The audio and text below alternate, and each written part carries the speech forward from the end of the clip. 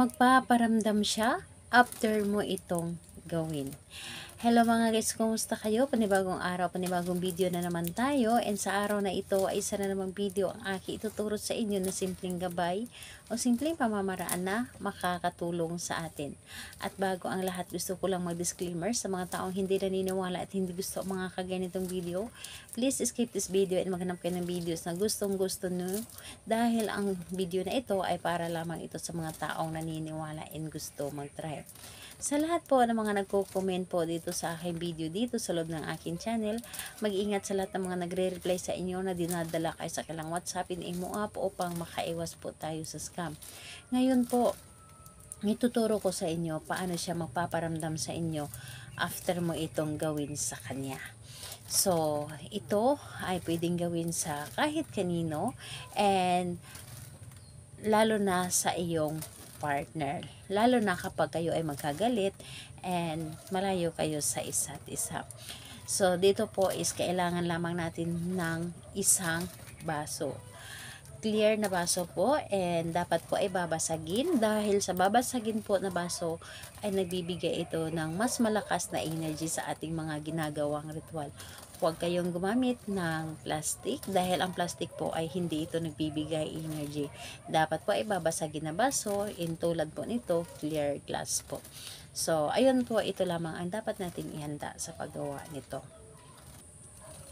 Kailangan mo ihanda ang iyong sarili. I-claim mo na gustong-gusto mo itong gawin. Dapat po ay buo ang inyong loob sa paggawa nito.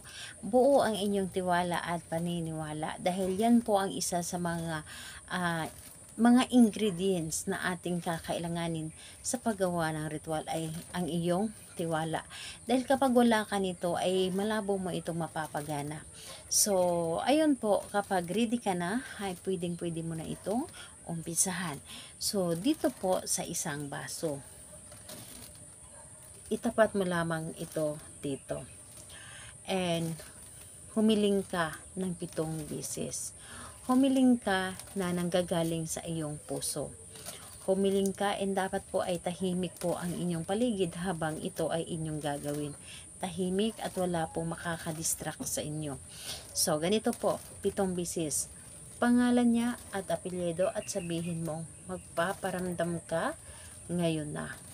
Pangalan, apelyido, magpaparamdam ka ngayon na. So, 7 beses mo itong sasambitin at sabihin ang dapat mong sabihin.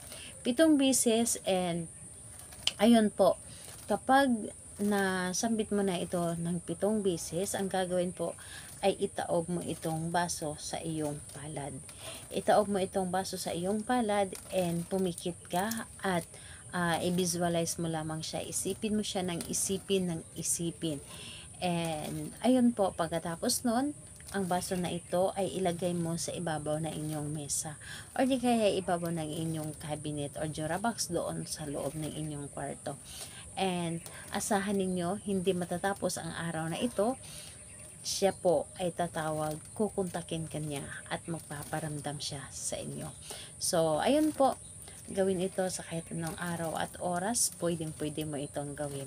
Salamat po sa inyo. Bye-bye everyone. God bless us all.